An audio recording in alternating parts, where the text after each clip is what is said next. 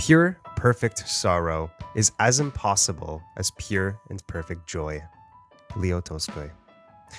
You're listening to AMI Audiobook Review on AMI Audio. I'm Jacob Shamansky. Ramya Amuthan is with me.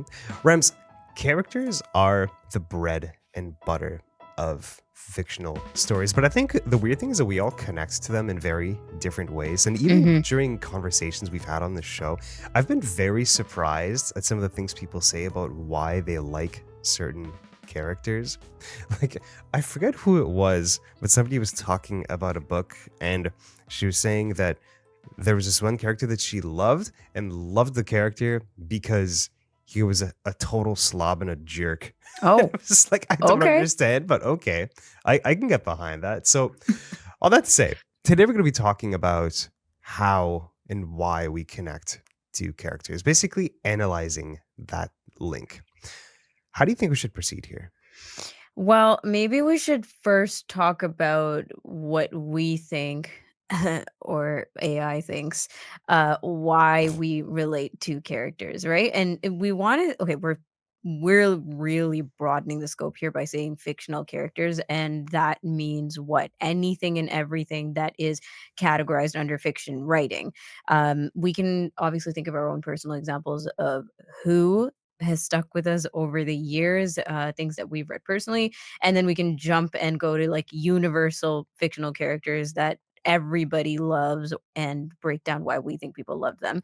I like that. Yeah, Yeah. that sounds good. Let's start by more generalizations Okay. of like certain points that I think are important for authors to understand so that their characters can relate to their readers, right? Because Yes. we're kind of doing this from the reader's perspective. But it's kind of the dynamic of like somebody who eats food and a chef, right? Like, I'm not an author, but I know what a good book is and what isn't.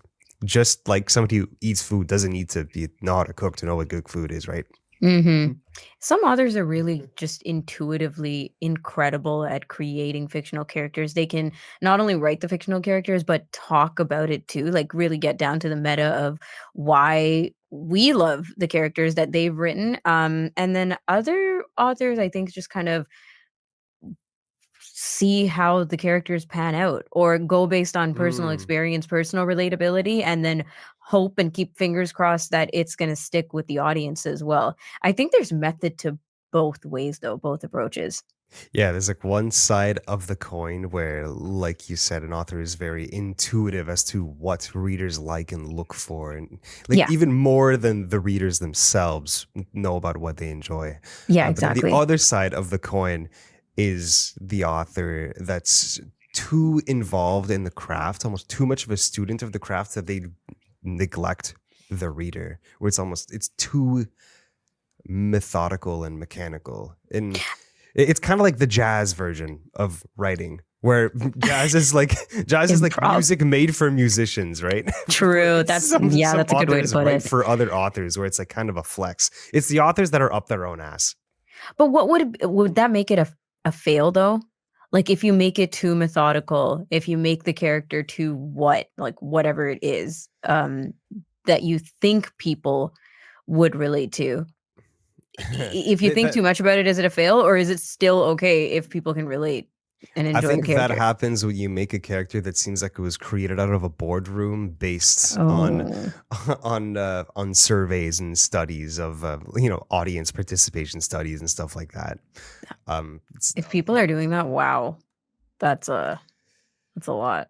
That is killing the passion and beauty out of writing. I really sincerely hope that doesn't happen. But like, in Yeah. music, there's sometimes like these hit songs have like dozens of producers Oh on yeah, them. They're literally made out of boardrooms. hit Basically. makers. Hit Yeah, makers, yeah, Yeah. basically. But it's weird. The place that writers and authors occupy, it's a lone wolf business. You pretty much work alone almost. But then you have authors, right? Like ooh, I'm not thinking of her name right now. But anyways, who just they do. I want to say regurgitate, but it's like formulaic, book after book, character after character that's familiar. You know them, you know the kind of person they are. The nuances are not really nuanced anymore because you know what to expect of these characters, like even down to each flaw, and it still works. So what would you say about those? People like to read. They like to know what they're reading. It's a Hmm. comfort zone thing, Mm-hmm. and it's why people love murder mysteries. Yep. You Yep. establish the mystery. You present clues and evidence and Yeah. interviews, and then you try to figure it out, and eventually you get probably some sort of plot twist and then a reveal. Right? It's That's people love that stuff. that's You right. can do That's it then over it's and not over really about the again. character as much as it is about the plot. Exactly. And Interesting. then you can get into the conversation of the architect versus the gardener, which is Yeah, two what is different that? ways of writing. Okay. It has to do with how you move plot along.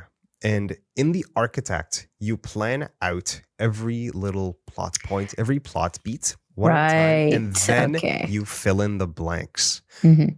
And so even before you really start writing the novel, you kind of know where it's going to go. You know the plot twists, you know how it's going to end. And so you write basically to fill in the blanks. Whereas the gardener, you sort of set up a scenario and then watch it grow, like planting the seeds of character and conflict and then watching it develop as you go. So you can be 3/4 through a book as you're Still have writing no it idea. and still have no idea how you're going to Yep. finish it. Yep. And there's a lot of authors that they say that they're like this. One of them, believe it or not, is George R.R. Martin, the writer of the Song of Ice and No Fire series. way. Yeah, I'm telling you. He had a great quote where he says that sometimes his characters surprise him, where he writes a scenario that puts one of his characters in an interesting position, and then he tells himself, what would this character do? Well, if I really follow their motivations Yep. and their path up to this point in the story, they would do thing A. And maybe that's not necessarily what we want them to do. what we Yeah. want them to do, but it's more realistic to the character, right? But that's why That's these people tough. feel real, because That's you need to right. respect what you developed up to that point. You know, Mhm. one of the things that I wrote down is the believability, and whether that be interactions with other characters or, their actions, their motive, their goals, whatever it is, whether you're mad at them or not, or whether you love them or hate them, they have to be believable. And that's why I think, that whoever you said commented about the relatability because he's a slob. It's like, yeah, like that hits home for certain people. And however you present that character in that way makes sense. And that's why, we're not tug of warring on whether we like slobs or not. It's that we believe that he's a slob. The worst example of not believability, but unbelievability, if you want Uh-huh. to make that a word, Yep. is the Mary Sue character, which is a character that's perfect in every way. Oh, Incredibly intelligent, flawless? likable, empathetic, completely flawless, beautiful, intelligent. No thanks.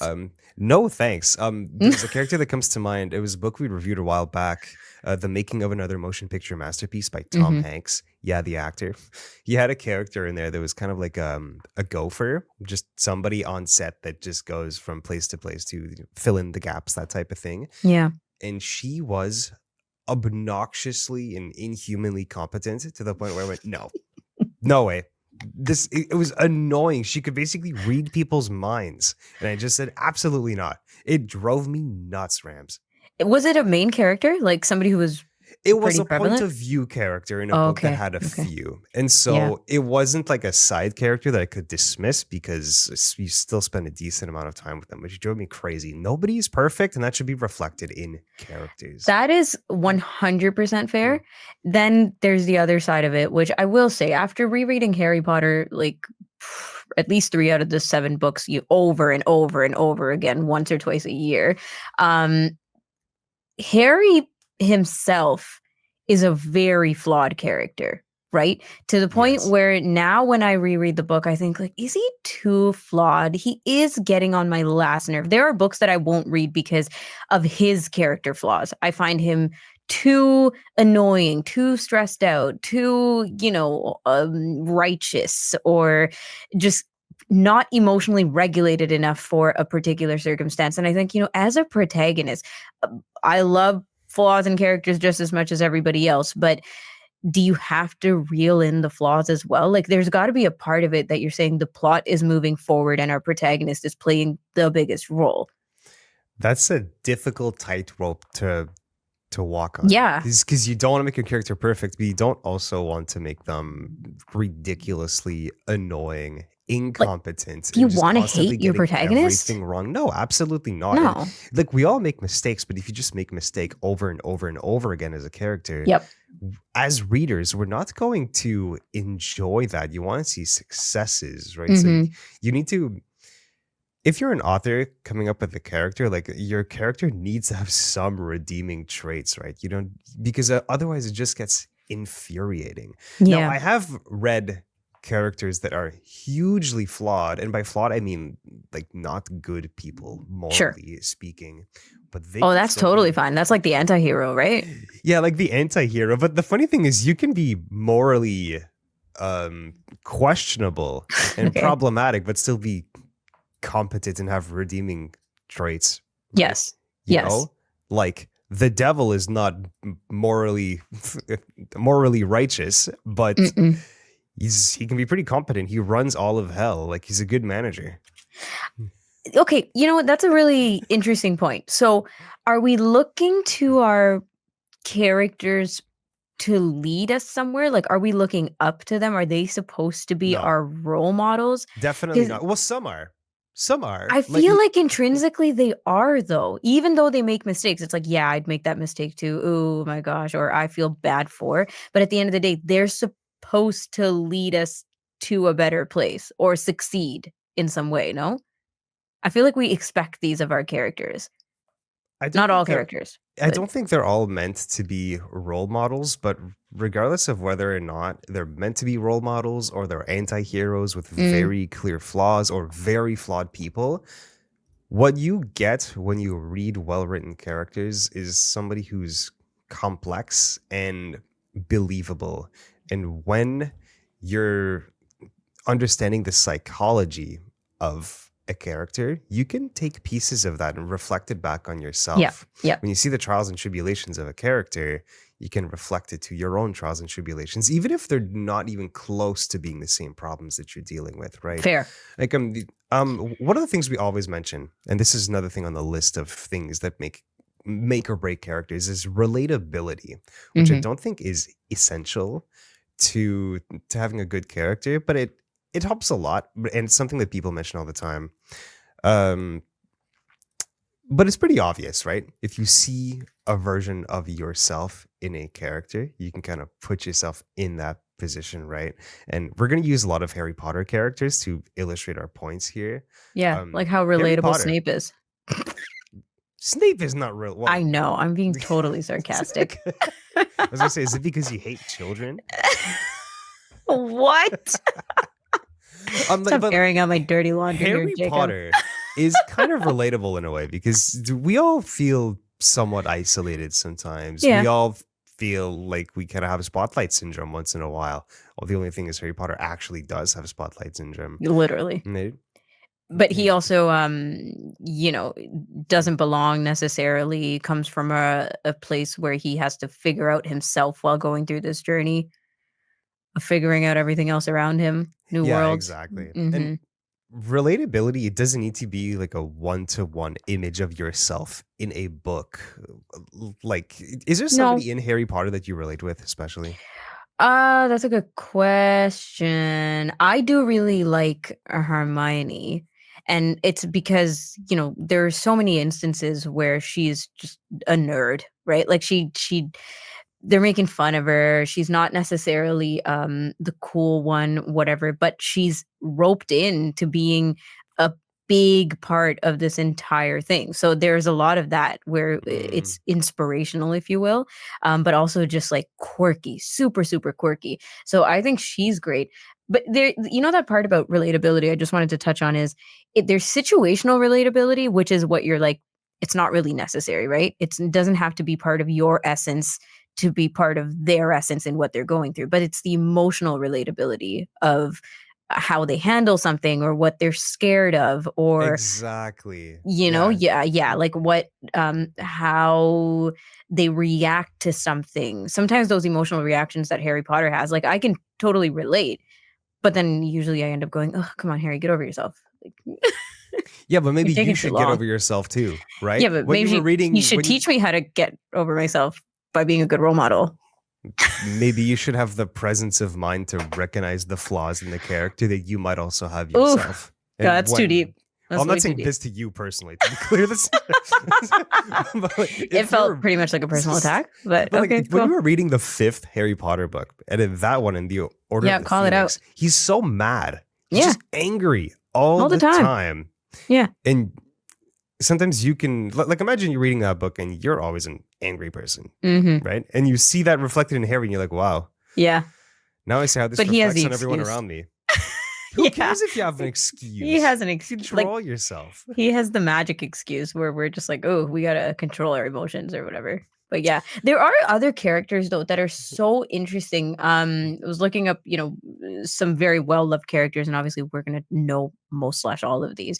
But Atticus Finch from To Kill a Mockingbird is a really good example because Role model, right? yeah, role Mhm. model, but also just like the depth of trying to figure out a situation much bigger than you. Like the role you have to play in a situation or what's expected of you in such a tremendous kind of circumstance, right? Like we're talking all kinds of social justice stuff in To Kill a Mockingbird.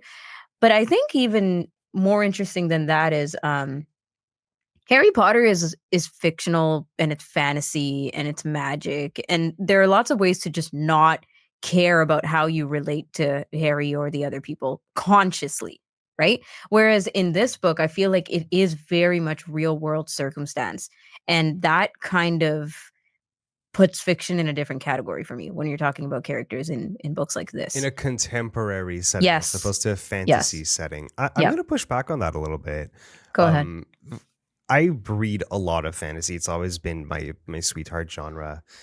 And just because they're magical elements, it doesn't make it less relatable That's because true. Yeah. conflict in fantasy and sci-fi, I'll throw it in there, Mhm. is not it's still based human on human emotions and real elements of the human condition. Mm. N- Jealousy, greed, name it, lust, all these things. It's things that don't differ between contemporary and fantasy slash sci-fi settings. Yeah. Like let's take a Harry Potter for example. Like if a character is struggling with Wingardium Leviosa to make something levitate, and it's extremely frustrating. They can't do it. Ron couldn't do it because he had a broken wand or something, right? Mhm. Yeah. That's kind of relatable, isn't it? It Like, have you is. ever struggled with something, right? No, for sure, but it's more like, are you having this dialogue with yourself? Like, if Ron's struggling with his wand that's sparking and creating reaping havoc, are you really thinking about your own magical world where you're going through it as well? Or is there a bit of theatric that can blur that for you? And I think that's Oh, what, um kind of the difference is, like, when I think of, To Kill a Mockingbird or Where the Crawdads Sing, which honestly, I put those 2 books in the same category all the time when I'm comparing and contrasting. they're very similar. Ugh, so good, both of them too. Um, I think, like, there's such deep monologues that these characters are having, and maybe that just honestly pegs it down to how the books were written and not necessarily about fantasy and not fantasy or contemporary. But there are such deep monologues that these characters are having, such flawed relationships that are at the forefront, and it just feels so real. The isolation feels real. The painstaking questions feel real. The moral dilemmas feel real. And yes, Harry is going through the same thing, and Ron and Hermione and Harry Potter, or any other fantasy book you wanna pull here, but you can almost, like, escape the real questions or, maybe unconsciously talk about it, but not necessarily realize you're going through the journey. But with some of these other books, you're really going through it. Like, how are you gonna read Um, how are you gonna read Gone with the Wind and forget or, like, not make real life comparisons to you and some of the characters and what they're going through? It sounds to me like you find the setting of fantasy or sci-fi adds noise to the message.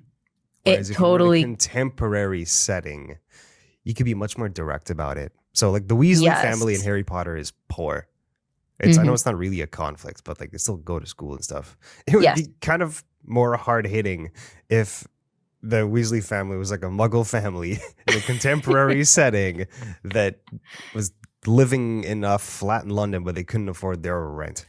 Like that Exactly. type of thing. It's much more relatable to more 100%. people, right? I mean, like, the thing is and we've talked about Harry Potter being like a what did you call it again? Light fantasy? Like, gateway It's low fantasy. low fantasy, Be, where you're it, still getting real life stuff, so they're sprinkling in that, there's the human experience still, the Muggle experience, sorry. Um, but you don't get that with all the fantasy. That's maybe another reason why I really love The Invisible Life of Addie LaRue because there's so many of these, like, magical fantasy elements, but at the end of the day, you're still getting so much of the non-fantasy as well, which it gives so much room to, talk about real life stuff and not just throw magic in there as a good excuse for why Harry's mad again. I kind of get it, but I still disagree. I think as a reader of fantasy or sci-fi, you can Mhm. extrapolate the points and lessons from characters' Yeah. journeys, even if there's a little bit of magic and unrealistic science sprinkled in there. I Now, mean, We yeah, that's the we still magic of writing. have exactly. I mean, Uh-huh. it's it's totally fair though because as a reader, you can read whatever you want and whatever speaks to you. You can read. You have no Mhm. duty to read a huge variety of genres unless you're the host of a show about audiobooks in which you have to read a Sure. bunch of books. But It's true you though, right? And that's why sometimes when you reread books, it hits different. Like, at a different stage in life yeah. or different chapter for you. Oh, so a good example of that type of book where your perspective of that book and the characters within it change a lot based on when you read it or when you Mhm. reread it is The Catcher in the Rye by J.D. Salinger. Yep, yep. Have you read that one? No, but you've talked about how, the writing may not sit well now. It's also one of those books that's kind of part of pop culture now. And Mhm. so even if you haven't read it, you probably know quite a bit about it already. Pretty The much, yeah. interesting thing was that one is one of the main characters is 16-year-old Holden Caulfield. And he just mopes and bums and whinges his way around New York for about like 300 pages. And as a young teenager, there's something about the voice of his character that just seems to resonate when you get to a certain age and you find everyone is a phony. And that's the word that they use all the time in that Mhm. book. Um, but that kind of perspective doesn't really apply anymore when you've grown up and you've matured and now so you're like 30 or Yes. something and Yeah. you look at that view that like a 16-year-old had on life as being immature and unrealistic and as like a lack of perspective. And so the book can mean very different things to different people based on when you read it. And that's why I think Holden Caulfield is actually a great character, despite him having so many flaws. I don't Mm. think he has a redeeming flaw. That annoying and doesn't sit well, like, as you get older and grow up, but still you think he's a brilliant character. Because even if you're a 30-year-old reading The Catcher in the Rye, you Yeah, think, wow, this 16-year-old character is actually very reminiscent of what I was like when I was 30. when you were When I was 16. 16. That's Yeah, exactly. interesting. So it's not necessarily even just that vague, like, yeah, this guy sounds like a 16-year-old, ugh, but it's like, oh, I was totally like that when I was 16. That's the It's kind of relatability. realistic. And then you Yeah. think, why are 16-year-olds like that? Like mopey and very pessimistic Mhm. about the world. And then it makes you think about the conditions that they grew up in and the world that shapes them in the way they are. And then it makes you wonder what happened to make me change and not see the world the way Yeah. the 16-year-olds do, right? Good characters can make you start on a path to thinking about all sorts of things you would have otherwise never thought No. about. Now, And we still definitely have a not a real life person told you to, step it up or whatever. No. It's different. Like we come into ourselves differently when we read books. But the opposite too, which we haven't really talked about yet, is like the escapism part of things, right? Certain characters or certain ways that characters are written, it's like Oh parts of yeah. ourselves that we are totally not like or too scared to be like, and we love that character for being that side of us. I think this is so like very, very, very relatable for me when I read characters that are just absolutely out there or not timid or very brave in circumstances where And I'm you're like, just like I terrified. But wish I could yeah, be like I that. I wish just I could be wish. like that. I don't think I have any part of me that is actually like this, but I love it. Like it's so complementary to your own personality type. And we run into that. Maybe part of that is Hermione. You asked me about Hermione earlier, or like a Harry Potter character, and part of that is Hermione as well because she's really stepped up over the years in the books. She steps up over time, over 7 books. Mhm. There's just a lot of time to Yep. develop a character, and that's another aspect on our list of things we wanted to talk about here. How important is character development to you? And this is more difficult to do in a short book, but it's very doable. And this is Long one of the series. beautiful things about Yeah. fantasy is that characters can develop over a long period of time and they become very believable. How important is it to you? I guess it depends how chill they were to begin with, right? Like, if we're talking Yeah. about a character who's just like an absolute, alcoholic. I'm thinking of Jessica Jones, by the way, when I say this. It's not anyway, Okay. Jessica Jones, who's just like so flawed, she's just chronically drunk and she's resting B face and she doesn't want to deal with people, but she's so good at what she does because of all her flaws, which is, putting away the bad guys and finding them, beating them up.